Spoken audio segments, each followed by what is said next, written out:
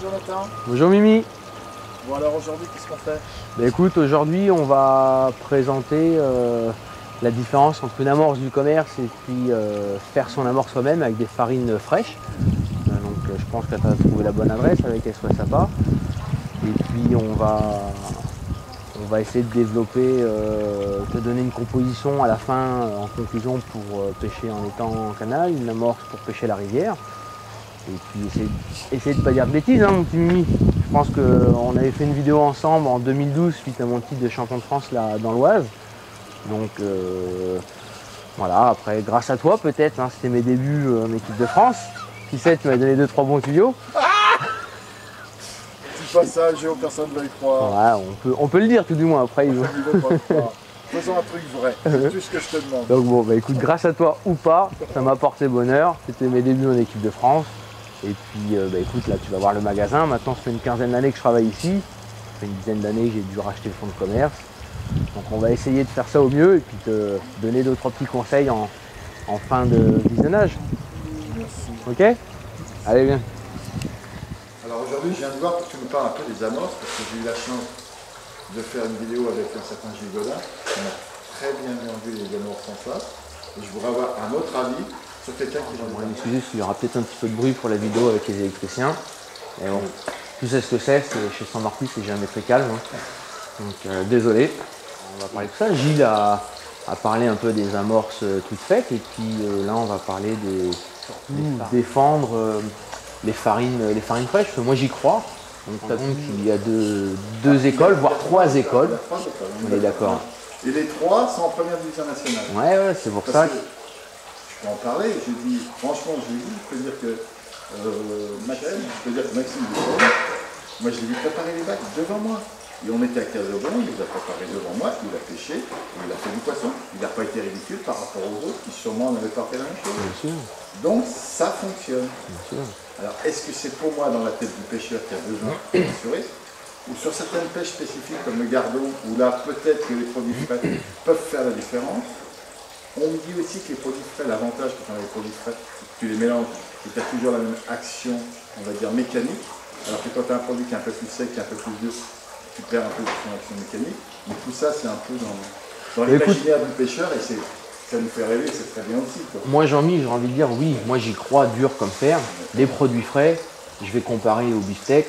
Tu peux acheter un beefsteak en grande surface. Le beefsteak frais il va être meilleur que le beefsteak qui a déjà une semaine. Mais après, tu as la cuisson.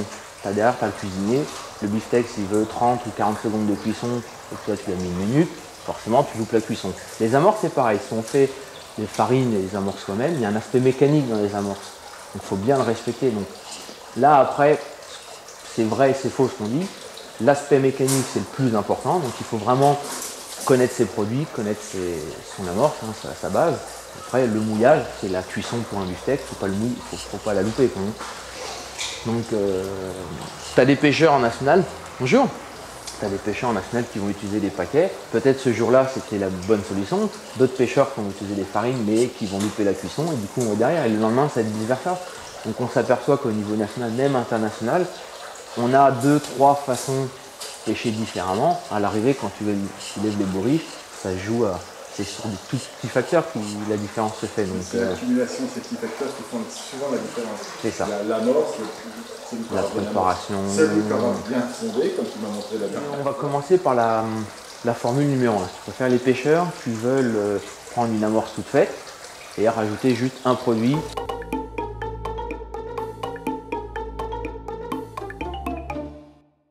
Économique et surtout une solution pour les pêcheurs qui aiment pas se prendre la tête à mélanger 7 ou 8 produits ou avoir plus de stockage. J'ai vraiment besoin que tu me parles, c'est pour le pêcheur qui va le dimanche pêcher, qui veut faire du poisson, sans que ça lui coûte une fortune, bien sûr, qu'il soit à peu près sûr de s'amuser. La recette pour moi est gagnante hein, pour l'Oise, la Seine, économique. Tu prends la rivière Gardon-Princesse, tu vas payer 2,49 € ton kilo d'amorce, donc sachant qu'il te faut 3 kg d'amorce, hein, et tu rajoutes 20% d'activéine et tu es quasiment sûr de faire du poisson si tu respectes le sondage, la coulée, tous les points importants. Ça, tu l'avais 100 grammes, il n'y a pas de sens infuse dans la pêche. Maintenant, bon, c'est un produit, l'activéine. Voilà, donc l'activéine collant, c'est vraiment pour les pêches de fond, c'est assez nourrissant. Donc c'est vraiment un produit phare de chez nous, comme d'autres produits, mais on va y revenir après dans la vidéo. Donc voilà, pour les amorces, et puis ça c'est ton bac pour la rivière, pêcheur lambda, que j'utilise moi aussi également en rivière.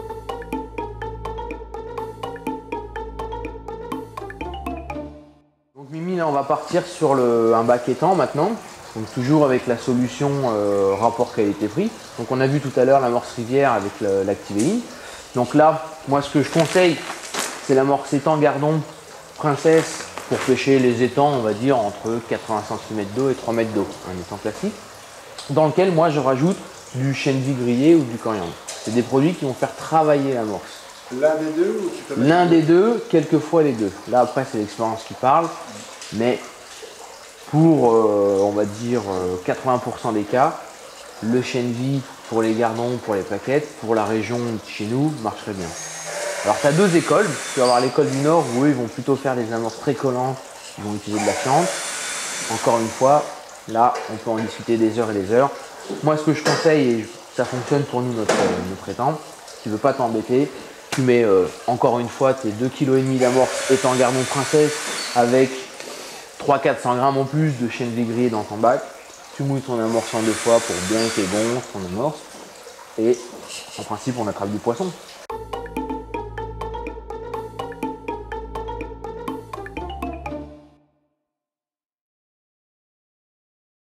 Écoute Jean-Michel, maintenant on va parler un petit peu des farines individuelles pour parler de la deuxième solution. On a vu les amorces toutes faites, toutes préparées avec un ou deux produits à rajouter.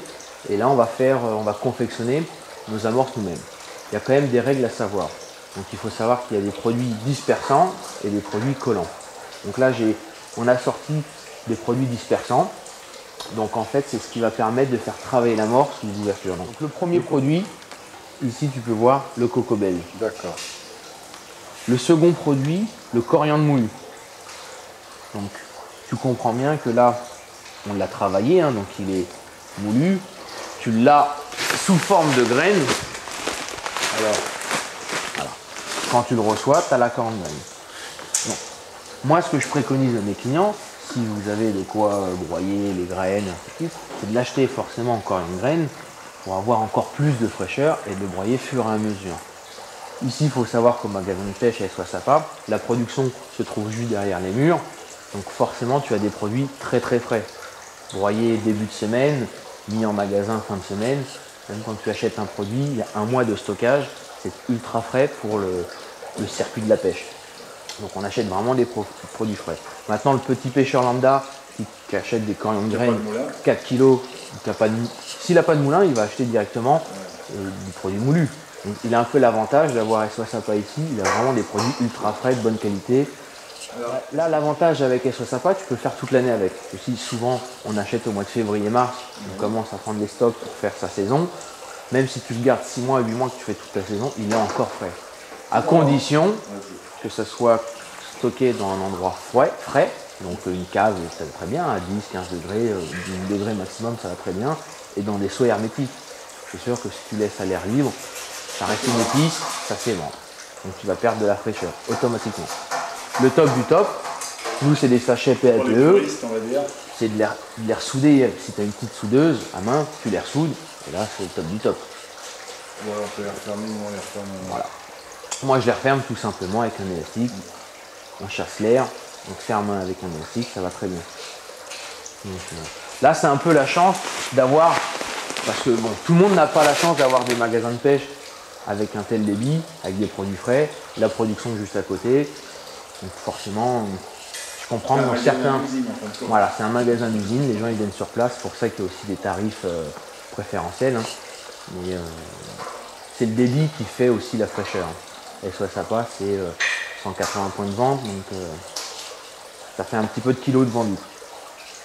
Donc on a parlé du coriandre moulu, et tu as le chêne vie grillé. Donc c'est aussi un produit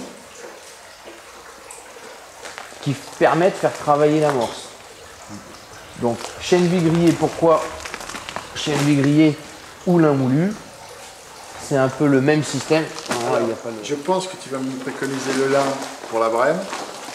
plaquette et le chaîne vie pour le gardon. Ah, tu vois, j'avais compris. Encore une fois, c'est une idée reçue. Moi, Jonathan Samorti, je vais te parler du chêne grillé. Des pêcheurs du Nord vont te dire non, une amorce à gardon, c'est une amorce qui colle. C'est vrai. Toi qui connais Gagny, c'est un parcours chez nous dans le 93 où c'est, selon la berge où tu es, c'est pas du tout la même pêche. On a fait le concours il y a une quinzaine de jours où tu étais là. Avec toi, on a gagné le secteur avec 3 kilos.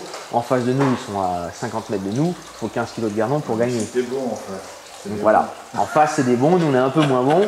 Ça se sait. Ah, ça me fait plaisir. On a fait ce qu'on a pu. Et juste pour te dire, donc là, il fallait une amorce limite mélangée avec de la surface, vraiment très légère, qui éclate à 80 cm d'eau. Du chêne vie, du corps en amorce pour qu'il y ait des particules sans arrêt. Puis on essayait de Quand faire. tu dis du chêne vie et du coriandre Coriandre moulu, c'est que dans un bac d'1 kilo, je vais rajouter 15 à 20% de ces produits-là en plus déjà de ma préparation.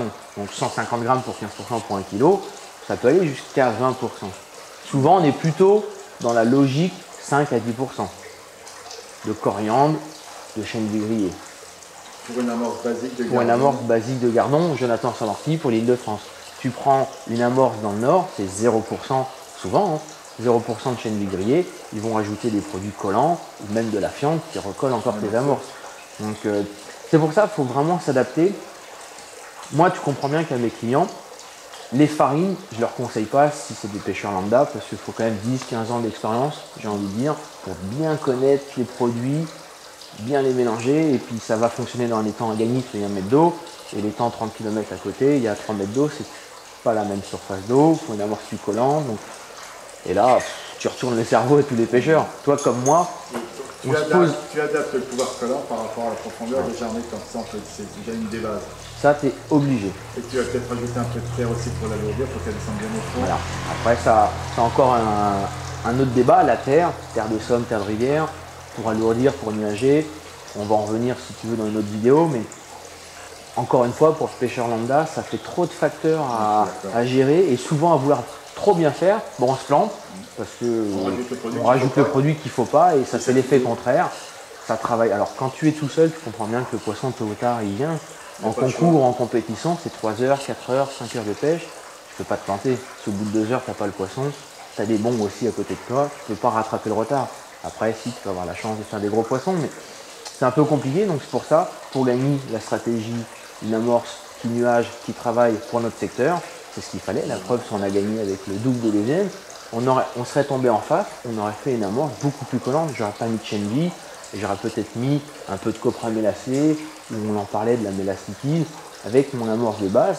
Mais juste pour la modifier un peu, le fait de rajouter du sucre, ça recolle ton amorce. Tu adaptes le pouvoir mécanique de ton amorce par rapport au parcours. Ou tout simplement mettre une poignée de terre de rivière, même si on pêche dans un étang qui a 1 mètre d'eau. Mais c'est de la bidouille, mais au bord de l'eau, ça permet de s'adapter par rapport à son secteur. Quand on connaît les places, l'amorce... Tu pars avec ton amorce de base, si je comprends bien, et selon le parcours où tu arrives, tu t'adaptes.